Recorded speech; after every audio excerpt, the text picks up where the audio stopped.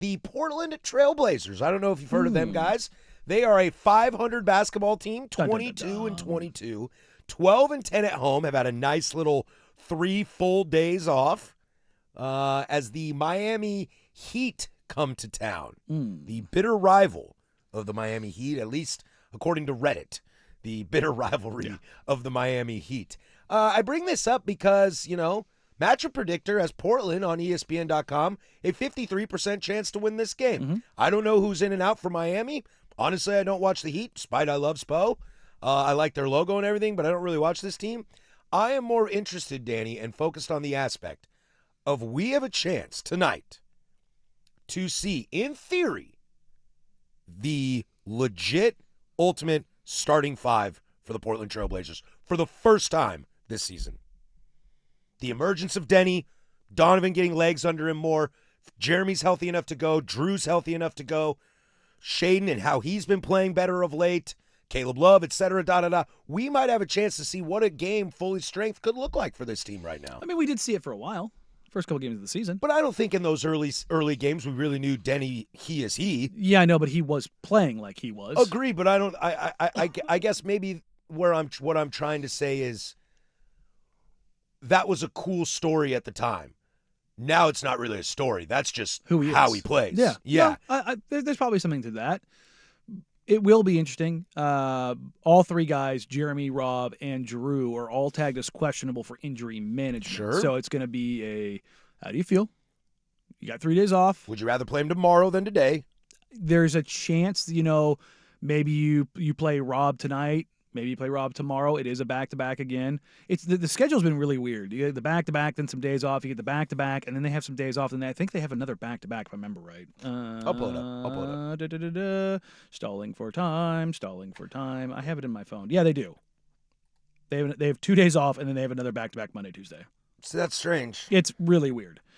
I don't understand. Dear NBA, if you want to know issues with your league, that might be it. Yeah. Well, at least they get 2 days off. Oh, yeah. So they're getting just rest. had 3 days off. Yeah, no, it's what I'm saying. They are getting rest between these back-to-backs, but that first back-to-back is on the road at Boston, and then I think, was it Washington? Yeah, so it's at Washington, at Washington. At Boston, at Washington. That's the little 3-game trip I think they have. Yeah. Boston, Washington, New York. Yeah, so they don't have to travel a ton. They just make that trip across the country, and then it's all kind of right there. So that part of it's nice, right? It's nice to see that. They're not, crisscrossing the country and going all over the place, even though they're going to play 3 and 4 nights. But, yeah, you're not going to see them really push those guys between now and All-Star break. Oh, sure. And maybe I'm more pie in the sky in talking about this and bringing it up. Because if you remember before the season, Danny, whether it was the text line or, people in this building or just the average fan, I mean, the number one conversation was what is the starting 5? And this is before, we really knew about Scoot, and this is before we really kind of understood the role of Jeremy versus Shea and starting and all that kind of stuff, and before we knew Denny was going to turn out to be this.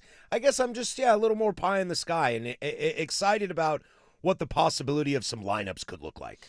And not in a who should start, or we can get into that if you really want to, but more of just like, what can a rotation look like? Where does City Sissoko sit in this now? There's more things to play with. Yeah, for sure. Yeah, a little more embarrassment of riches. And that's going to be interesting from at least a tactical standpoint to see what Thiago does or doesn't do. Whose minutes kind of get pushed down because, there's only, 240 minutes at a game that you can play. So it will be interesting to kind of see which way that goes and how much leash or leeway the guys that are coming off injury, how much time they're allowed to go through. I would imagine if they're still tagged with injury management, nobody of those 3 guys in particular is going over 28. Jeremy, Drew, and Denny? Yeah. Oh, no. I think, honestly, Denny's good to go? Yeah, he played. Yeah. I don't think that they're – unless something – Oh, you meant Rob Wills. My bad. Yeah. I mean, Rob's never going to go over that. Right. But I think Jeremy and Giroux, I don't think either of those guys are going to go over 28. Yeah, just if they're still being tagged as questionable. 28 would be nice, though. Yeah. I mean, it would be look, if you want Shaden to succeed, have him out there with Drew and Jeremy.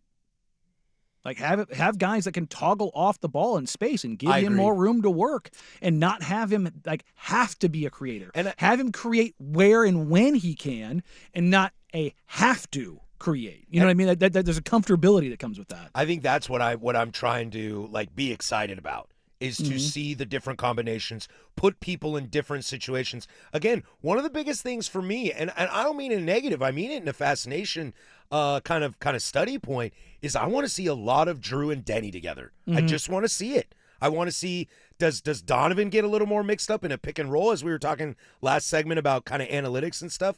Does Donovan get brought up in a little more pick and roll action?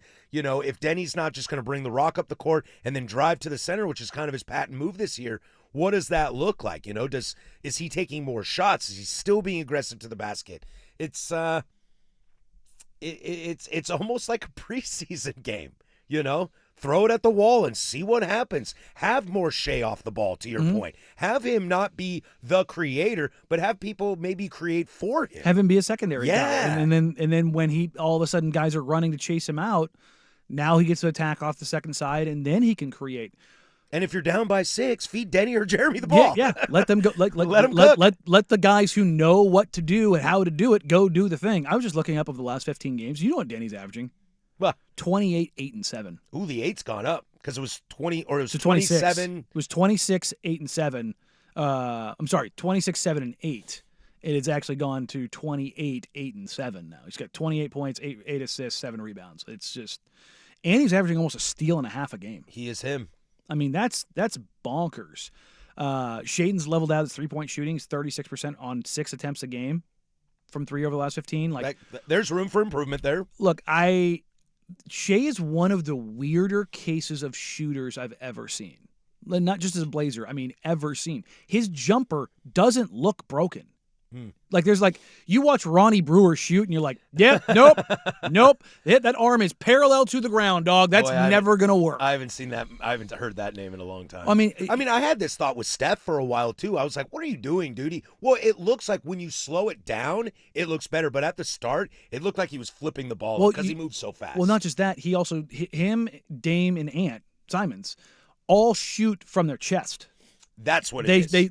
It's sometimes flat. It feels like you're flipping the ball. It's not Clay or Ray where it's a high, or even like Jeremy, like these high technical releases. You would never, ever teach somebody to shoot like Steph, Dame, or Ant. No, never. What all three had in common was they were small. I was just about to say that. And so they had to power from here and really, if you watch them shoot, how they get their legs underneath them, which, coming back to Shaden, anytime Shaden misses, watch his feet. Because his release is not, his release is good. But if you watch his feet, if his feet are rushed, or if his feet are together, or if he doesn't get his feet underneath him, you can almost guarantee it's going to be a miss. Is he worried about coming down? No, it's just a footwork thing. Just a mechanic. It's just when he gets Scoot struggled with this his rookie year. That's why it was just like, oof. All of a sudden, he put a ton of work in with Derek Fisher in the offseason. Remember, last year he started to really shoot the ball well from three toward the second half of the season. And the biggest part of that, again, his jumper didn't look broken. It was him getting his feet underneath him. Now, Shea can hit some off-balance shots. I'm not saying he can't. Well, his athleticism. That's the thing, is his ability to kind of contort himself. Now, you can watch Dame, and Dame can do that, but watch Dame's footwork on his shot, because Ant's footwork is almost exactly like Dame's because he worked with him on it. CJ was very similar. Their footwork is so repeatable, it's disgusting. And it's that's when you see, the same with Steph. The stuff they do, the way that they drill that, their feet are in the same launch position every time. And I just wonder if Shea can get to that point where he steps into that and he gets his footwork much more under control, if that will translate into him. He's not going to be Ray Allen. That's Ray Allen is the top 3 shooter of all time. Yes. Of pure shooting. But but can he be a 37% guy on 6? That's what I was saying. He's got a little bit of room to grow can there. he get? I don't ever expect him to be a guy that gets above that. I mean, we're in year 4 and he just hasn't. So anybody shooting 3 points above 40% is a tall task to ask. Well, I'm saying kind of the line of demarcation is kind of 36.5. That's your league average. Mm-hmm. If Shea can get to that 37, just be there. Be a legitimate threat. We're he takes 6 of these a night. We do have to worry about him because he can get hot. You know what I mean? Kind of those deals. If he does that, it opens his game up a ton. Game is at 7 o'clock tonight against the Miami Heat. Tickets as low as $12, according to ESPN. So go on in there and root against the Heat. As we never forget. I'll never forget you guys. No, I don't want Tyler Hero and some garbage for Damian Lillard. So I hope you lose tonight. It's not even because I'm a Blazer fan. It's because Heat fans on Twitter and Reddit suck. So take that, losers.